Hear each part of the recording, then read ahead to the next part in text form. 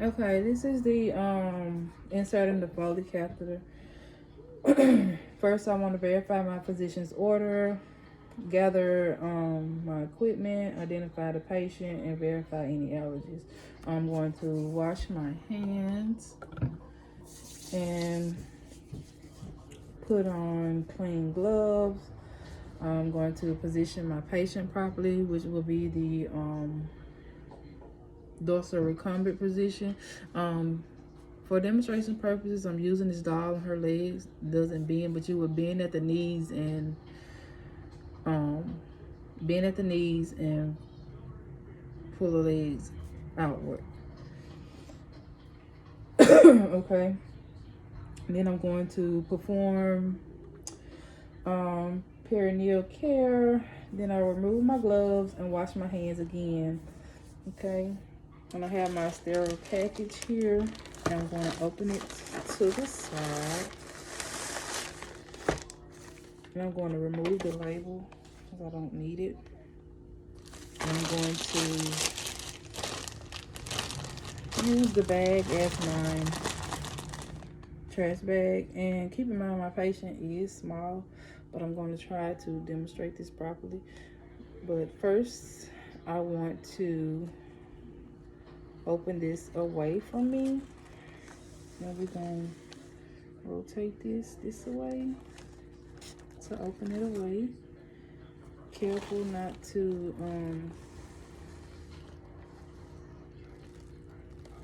that 1-inch border.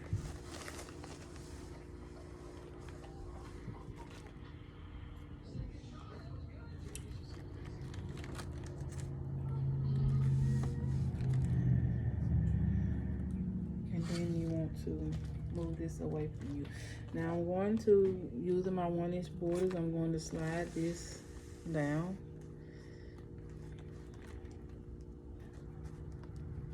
Okay.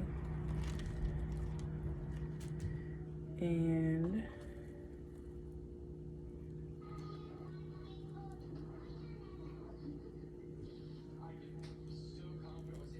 I'm going to grab this by the corner and I'm going to open it. Okay. So now this one is the one that you want to go under your patient. Careful. You want the absorbent side down. So you ask the patient to lift. Okay.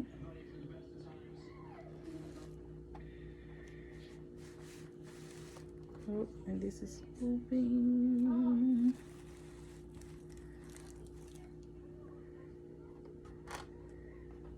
Okay. So next, I'm going to grab this.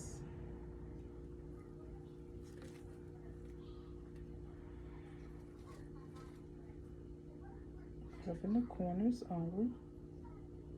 And then you want to place it just like that. And now I'm going to put on my sterile gloves. Only using my 1-inch border.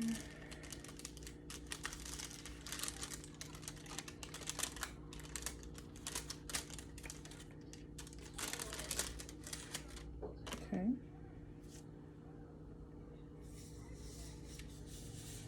Placing all my gloves.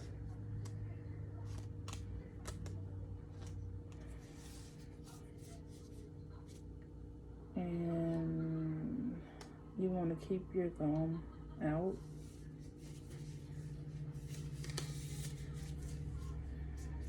Okay. And now this is where I'm going to place my cleaning supplies in front here, and I'm going to have that at the back. Okay, So what I want to do first is I'm going to grab this and I'm going to place it on mine.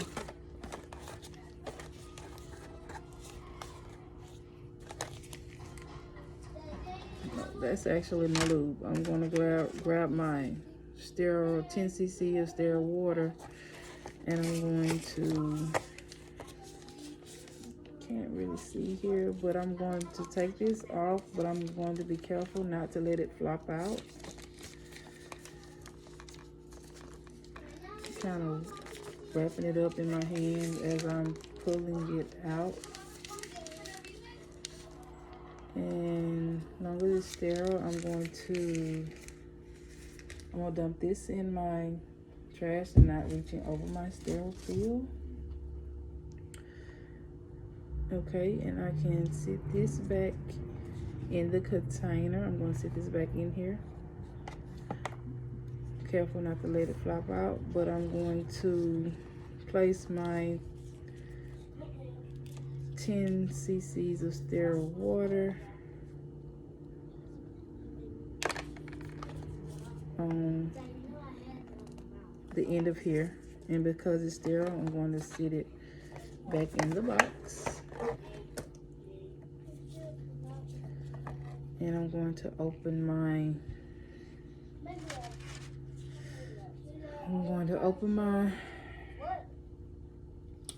lube, and I'm going to just squirt it here, and then because it's still sterile, I can place it back in here, and I'm going to open my swabs. Okay, once I have them open, I'm going to sit this back right here, and what I'm going to do is now I'm going to use my non-dominant hand to I'm going to contaminate my non-dominant hand to hold open the labia, spread them apart, and once I use this hand, I can no longer use it. So what I'm going to do is I'm going to spread this apart, and I'm holding it open. And what you want to do is I want to take one of my alcohols, one of the sterile swabs, and you want to clean what's farthest away first. Bring to the side, discard, get another one, wipe closest to you, discard, and then you want to take the last one and go straight down the middle, and then you can discard it as well. Okay, and next thing you want to do is you want to lubricate the end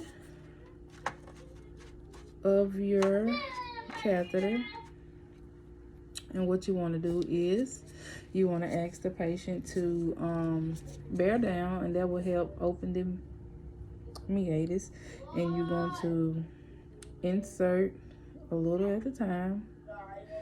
You're going to insert slowly, steady insert. Careful not to touch the patient's skin. You're going to continue to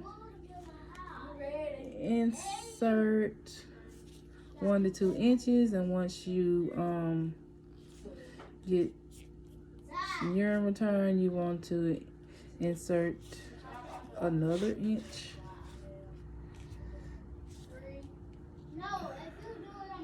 And I'm still holding this. Okay, so now once you got it in, you can hold this so it don't, in case the patient coughs or something, that it won't come out. You can hold that there because the sterile procedure is over. And then what you want to do is you want to inflate your balloon with your 10 cc's. And once you get it inflated, you want to remove that, and then you can pull until you feel resistance. That way you know that it's it's in. And then what you want to do is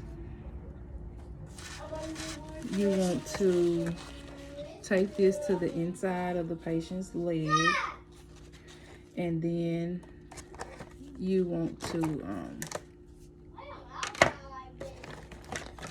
once you get that taped to the inside of the bed, you want to place the bag on the bed rail and not the side rail.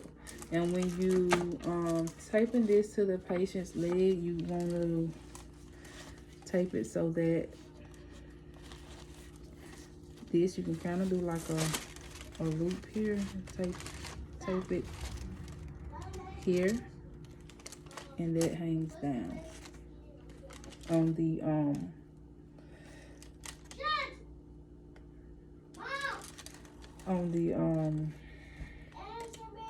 bag hangs on